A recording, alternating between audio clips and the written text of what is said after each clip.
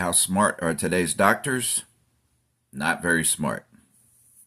I'm not saying they have a low IQ, but I'm saying that IQ is not what matters very much.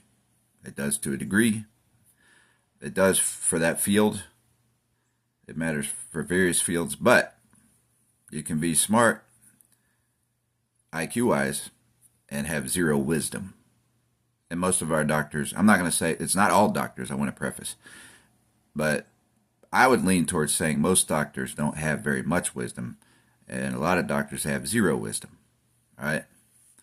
So, when I'm referring to doctors, by the way, I'm referring to the science field as well, medicinal science. But our doctors specifically are taught by medicinal science, and really, my goal is to show you that the biggest problem is with our scientists today, and it's the fake science, evolutionists, who are the biggest problem. So they are racist. Evolution is real racism. The Bible shows one human race from God, Adam and Eve. Now, a lot of people are confused, get confused, and feel the burden of racism from Christian churches, and that's because there are doctors in Christian churches who also believe in evolution, and they're both complete opposites. The Christianity and evolution are complete opposites, and evolution is an enemy of God. And so their IQ, you have to question their IQ if they believe in evolution and Christianity, or they're just a hypocrite. If that could just be a hypocrite and have a high IQ still.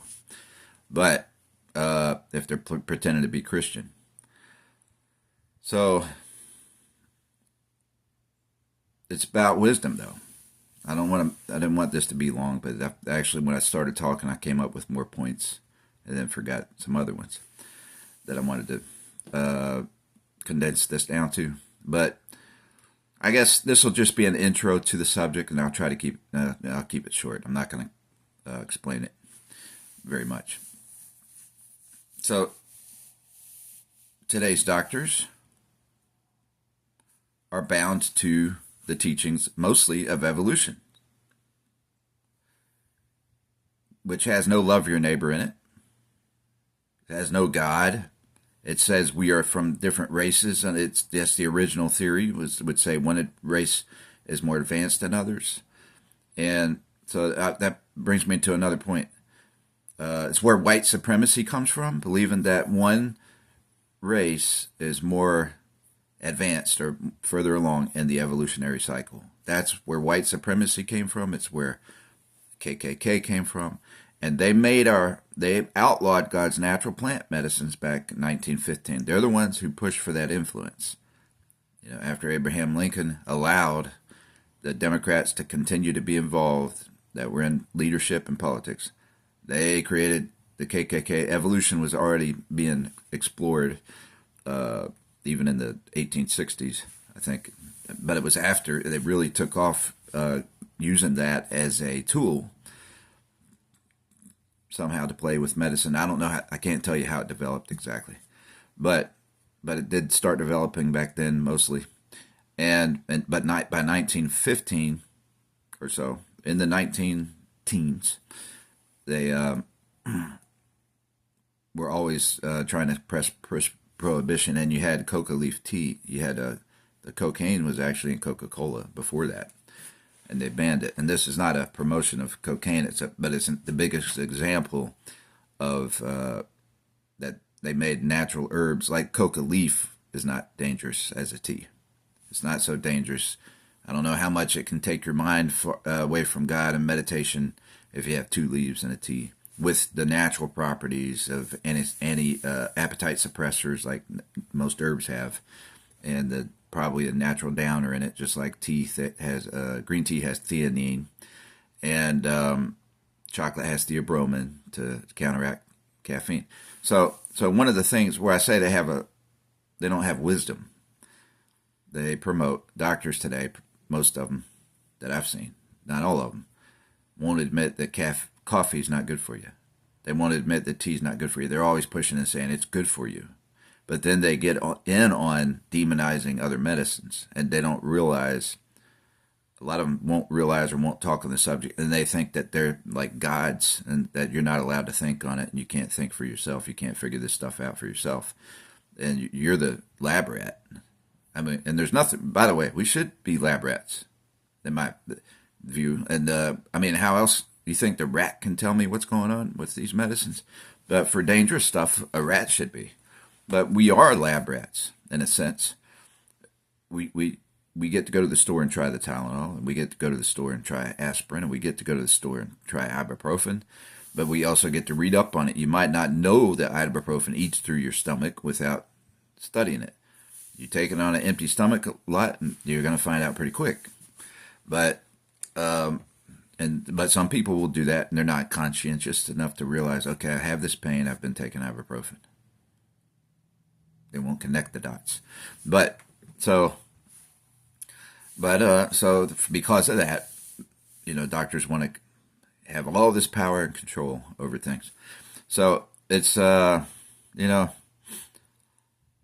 when they lie, a lot of them are lying. Maybe the scientists are lying and acting like all medicine is bad, that they deem bad, and then they put the strongest forms of it in the streets instead of putting the natural forms, which are not bad. So the strongest forms can easily be bad, but they're okay sometimes for surgery and pain, immense pain. So the strongest forms are not always bad when it's first coming out of surgery or major pain. You've been in a fire. Those strongest forms aren't bad when you use them for something like that. You got in a fire, your whole body's burned. All right? So that's the reality of it. No matter what the church says, that's the reality of it. That is not bad. There's almost no medicine, strong pain medicine, that's bad when you have immense pain, like extreme pain. It's not bad. It's not a sin to use that. But they're not good medicines on a regular basis. They're not being used as a medicine if you do them on a regular basis, but that doesn't make it a bad medicine. It makes the strong form bad, and doctors can't figure this out. Or they won't figure it out. They want to keep power and control or be like a dictator. They've exercised dictatorship in those roles. And then they've also demonized as if we're different animals and not human beings. Doctors are really big, a lot of doctors, at demonizing people who have had natural herbs or the stronger medicines, and then they like the stronger medicine. And then they'll stereotype them as wanting that stronger medicine and being an addict who's less than human, in a sense, and incapable of managing their addiction, they'll call it. And the fact is, the addiction can be managed by the person who has the problem. If you had natural teas for one, and if you're taught fasting, prayer, and nutrition. So what they don't speak against is they call something a rehab, drug rehab and then they never speak against coffee and cigarettes in a drug rehab. So you can't call it drug rehab if you're allowing cigarette smoking and coffee. That's not a real drug rehab and teaching you not to be addicted. It could be called a drug rehab, but it's not an addiction rehab for drugs, because those are just different kind of drugs. And then, you could get picky and even leave Tylenol out and all that, but those don't affect the mind very much. And so they'll put another classification on, well, if it affects the mind at all, it's a mind-altering drug, then it's terrible. Well, no, it's not, because not if it's for depression. You want a mind-altering drug for depression, right? You don't want it altered that much. So you would take the proper thing to prescribe for something like that would be the natural tea, a natural herb, an herbalist. And for instance, if you were going with marijuana, I'm not saying marijuana is all the way good, because it may have been crossbred quite a bit, and the Bible says not to crossbreed these medicines. And so I think maybe there's a ton of crossbreeding in the marijuana field. All right, but if you took 2 leaves and made a tea out of a marijuana plant, it's not going to be too bad. And I think that's more than 2 leaves they use for one blunt. I don't really know for sure. I don't know about how that much they do. But it's better to drink a tea than or take a pill than it is to snort or smoke anything, because those go straight into your bloodstream. It's not good for your lungs either to smoke it.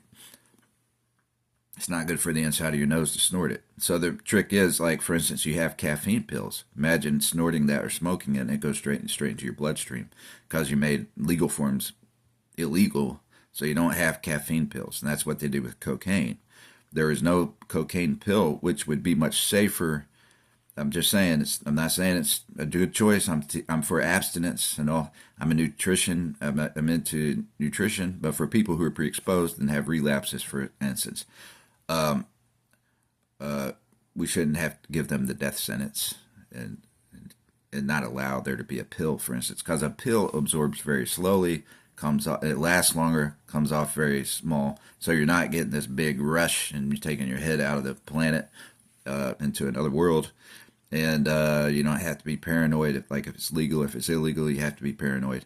So that's psychological warfare in a sense. It's not fair. It's like making coffee illegal, and then if somebody takes the coffee, making it a threat to lose their home and everything else. And that, to me, that's a trick. That's sabotage. That's what the evolutionists did, and they started off doing it by making those things illegal and dumping them in the black communities, the best I can tell. And they did it because of convenience. They also did it to white communities who are poor, the poorest white communities. But I think as a ethnicity, they specifically targeted black folks, looking at them like they're another race instead of part of one human race, which the Bible teaches. So the Bible.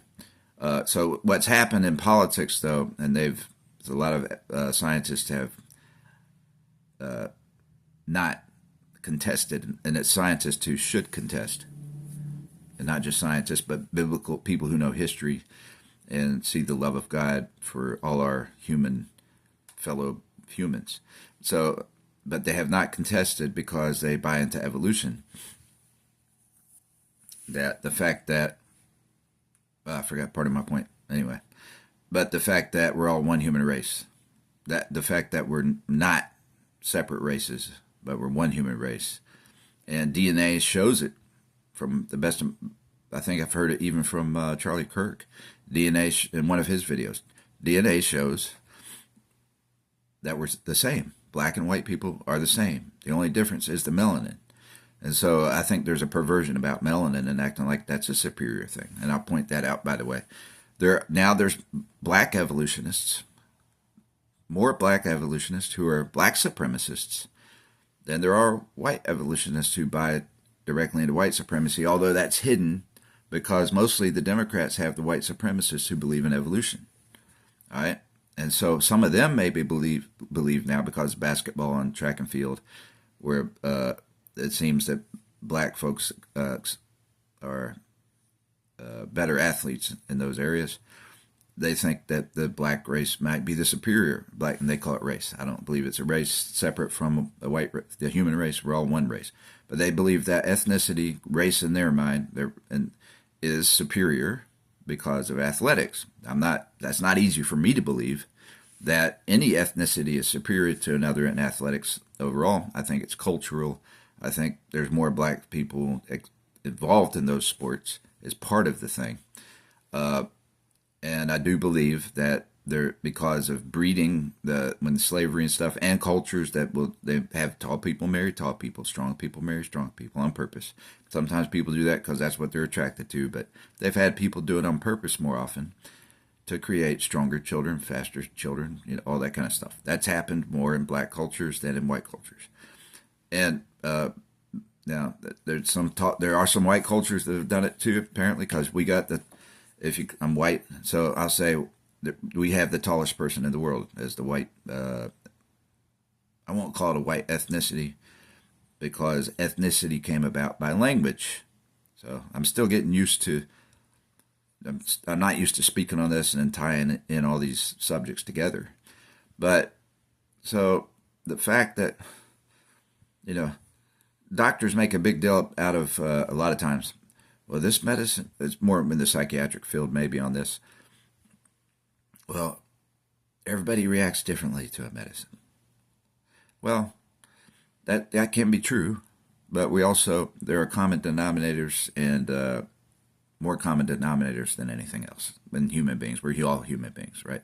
So and so they know that they don't want to get lawsuits, so they're scared of prescribing pain medicines and different things, and they just stick to the basics and do the basic antibiotics. They won't give you much time in most places. They don't want to explain anything to you because they got to stick to the basics and avoid lawsuits and stick to the common denominator solutions. And so they don't have to explain, well, yeah, this is when you have some strange pain they can't figure out. They might even be cynical and sitting there and wonder if they're making it up. And like, there can be people that do that, so it's hard to assess. They can get confused because of that. That doesn't make them not smart. But, however, they should, technically you'd think that some of them should be somewhat of a psychologist and can figure out when somebody is not, they'll easily call somebody a hypochondriac or something like that when it comes to pain or being afraid of having an injury. They can do that for people who have the highest of pain tolerances or who are not prone to complain. Anyway, but so they're into the competition stuff. I don't know what they're into on that, but that's a different thing. That's a cultural thing in our society where we compete and say tough it out and all this kind of stuff. But so I'm kind of getting off on another subject here, but so because doctors today are pretty happy with letting the drug cartels give us our pain medicines, and it's rampant. What people don't know is the cartels are like our medicine man in America. Technically, they're our medicine man, not our hospitals, not our herbalists, not our doctors. Everybody's always they think the drugs are of the devil. They've taught the drugs are of the devil, but unless it comes from a doctor, unless they get to say it. And so the simple truth, though, is to summarize it, is that any medicine can be made into a safer form or a more high potent form, right? And so the ones they should prescribe first, I'll repeat, is the natural plants like in a tea. And so they've made some of those illegal, some of the best ones, and that was on purpose. And so how wise and smart can a doctor be when they're being taught by people who are in the people that actually run the medicine in hospitals and run the medicine in the streets are the same ones? The global doctors do that. Some network of evolutionists do that.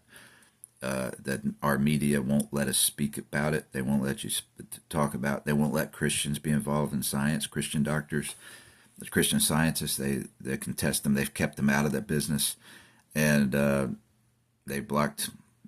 They'll try in the past. They'll try to kick you off, especially 30 years ago. There's no way you'd get a chance to present this to the public for them to think on. There's people way smarter than me IQ-wise, but I can look at what's reality. You can really focus on it. And so you don't have to have an IQ. I meant to say this earlier.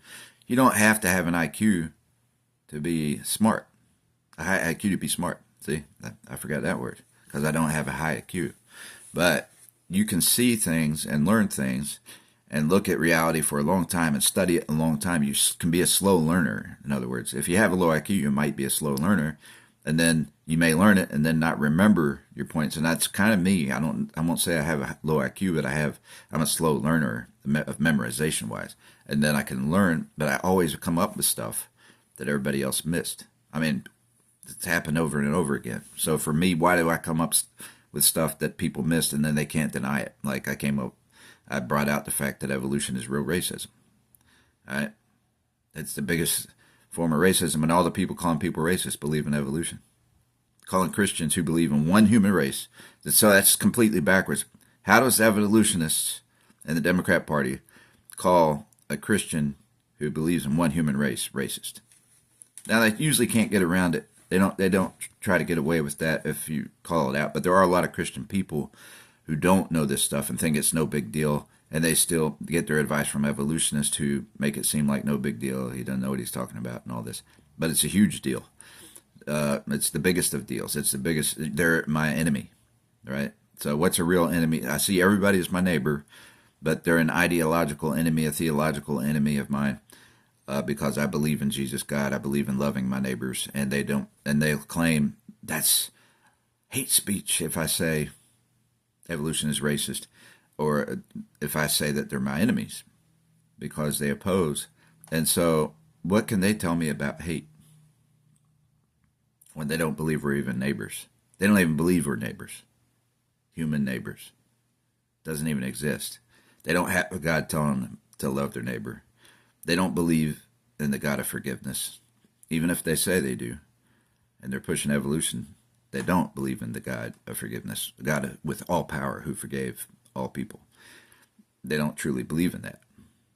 How can you? You know, and maybe you can at first, but if you don't know, maybe you can believe in Jesus at first. But if you brought this to your, if this is brought to your attention, you can't support evolution and still love God.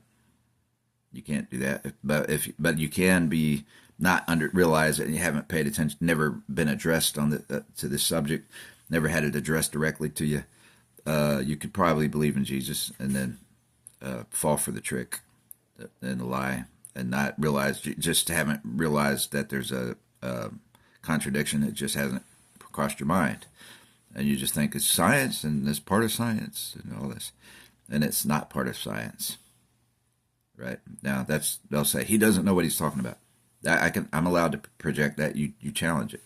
Carbon dating. Carbon dating has a life shelf. Carbon has a life shelf, so you can't carbon date back as long as they say they do and all that. So what I infer from that is that it's real simple. Okay, they say they're smarter than everybody else, so you can't detect their lie. But the fact is, they lie. Scientists are human beings, especially if they don't believe in God. They're going to be more prone to lie, because if they don't believe in a real God that showed us the power of the second life and who proved that there is life after death and he has the power over it, if you don't believe in a God like that, that's done that and proved it, and then you're not going to be afraid to lie, right? And you're going to think that there's only one life. There's only doesn't matter which other God you believe in, they have no proof of a second life. There's only one God that has proof of a second life. So if you believe in some other God, and you want to push evolution, you'll find to push evolution because that's where the money's at, and you don't believe there's anything after this earth, so you're going to get all you can out of this earth. And if somebody has a low IQ, you might say, oh, they're worthless. And your mind may be thinking they're worthless, but wait, they can get me money. Let me diagnose them as schizophrenic just because they like, it's a white man who likes black women or something. They'll diagnose them as schizophrenic. You know, so that happens. In other ways, vice versa. They might diagnose a black woman who likes white men as schizophrenic or something. You know, but so it's or a white woman that likes a black man. That's how some of those things work. And or if they've had, but if they have that combination with having had some addiction issues in the street, they can easily say that kind of thing, and it's because they're not against thou shalt not steal. If it's from an addict, they're okay with the lies that an addict spent all their money on drugs, because that's what drugs do. Drugs make bad people, and all this, and so that's a lie. It's stealing begets stealing a lot of times. You know, you've been around people that steal from you, and you get so desperate, and it's hard to recover from stealing. The hardest thing to recover from is not rehab. How hard is it to recover from coffee? To put it in perspective, it gets pretty hard. It's harder than some other medicines. So, but most people haven't. They just don't recover from it. If they get that migraine headache and feeling tired and their memory's not working good, they just do more of it, and it kind of gives them a temporary energy for memory and takes away the withdrawal pains. But so they're never staying really hydrated. That's why a lot of people they age earlier, because they're drinking tea and coffee a lot, and it dries them out more than cigarettes do. But anyhow, let me get back to the point. I forgot one main point I got off. That's how bad my memory is. But 4 points ago, I was going to finish a point. Uh, but it was about street. Okay, so they're glad to the science field and doctor field in general. Not all of them are happy to say that money. All they do is spend their money on drugs, and they have to. Some of them haven't even considered it. So it is. You're not wise if you don't consider other people. You're not wise if you don't try to understand other people. And I've had Christians get mad because they think I want understanding, want people to understand me, and think that I'm not supposed to want that or anything. But they're not trying to understand anybody else either. As a Christian, I've tried to understand all the people who are slaves to the cartels. I view them as slaves. I've always, since I was young, viewed them as slaves. And I think I was called to be a missionary to people who are enslaved by regimes, and I did that. I kind of did that in a way, set out to do it, but I failed at it because I ended up falling into all the same traps that the slaves had fallen into, or they're full-time slaves, a lot of them, and me. I saw how people tried to make me into a slave, but I chose to want to still make friends with people I perceived as being slaves, but I was too scared to speak on it. I didn't want to get them hurt or anything. So I feared that they would get hurt if I spoke. And so I ended up falling into traps, and I didn't go in there, identify myself. I just wanted to be friends. I wanted to really make friends with the society because I viewed them as nobody making friends with them. So as they don't have any friends, but in hindsight, that's their preference. They don't want anybody making friends with them, so they can keep, or with their slaves particularly, so they can keep the system going of making money off of illegal drugs and stuff. Okay, so the doctors have to know that cartel is that big, and they're happy with it being in black communities, and so they falsify racism to keep people out and from figuring that stuff out, from figuring out that business. And then they're happy with falsifying that somebody spent all their money on drugs and letting those people steal everything from an addict, a quote supposed addict. Most of them can't be addicts. Most people can't be addicts because they steal all their drugs and their money. All right. So, but the truth is, if somebody spent all their money on any drug and used the drugs that they spent the money on, they'd be dead by the first $50 if they did it within an hour, or maybe in some situations, the first $30. Some stuff so strong they'd be dead in the first 5 minutes. I mean, so it's not true that people spend all their money on drugs, and I don't believe white people who claim they spent $2,000 on Lortabs. That was their addiction. I don't believe most of the white people I've seen in churches. I'm like, what are they? Now, I've never partied with white people much. I've never hung. Recently ran into somebody who invited me to a white party, rich neighborhood. I'm thinking, okay, this might be safe, and I fell for it. And I'm like, that's the last time I'll do that. Maybe I'll never relapse again after that. But anyhow, that was a strange situation. So, but I've partied. Not with white people. I'll call it partied. But I've gotten to know black people in those situations because I feel that the stuff was dumped on them.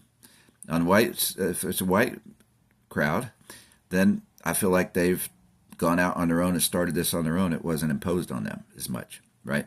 So it can be, and nowadays it is. There's more white gangs and everything, but than there used to be, and they're being trained by some of the black cartels, in my view. Okay, I'm out of time. But no, they don't. People don't just go spend all their money on drugs because they can't. Okay, the Lortabs. I want to say that real fast. You can't spend $2,000 in a day on Lortabs because look, a Lortab lasts 4 to 6 hours, 3 to 6 hours, we'll say. One, and if you do 3 at once, 4 at once, you're risking death. And what do they cost? $10 a piece, sometimes $5 a piece, maybe more now. That's 30 years ago. I'm thinking of knowing that. And and it lasts a few hours. You can't do more than 30 pills in a day, really. I mean, if you stretch it out. And so pills they last longer. So they didn't spend $2,000 to $3,000 just on Lortabs. They're lying and they did something else, or they're around a thief network that did other things. and they probably puffed something else. So they didn't. Anyway, I'm going to go. I just don't believe them most. All right.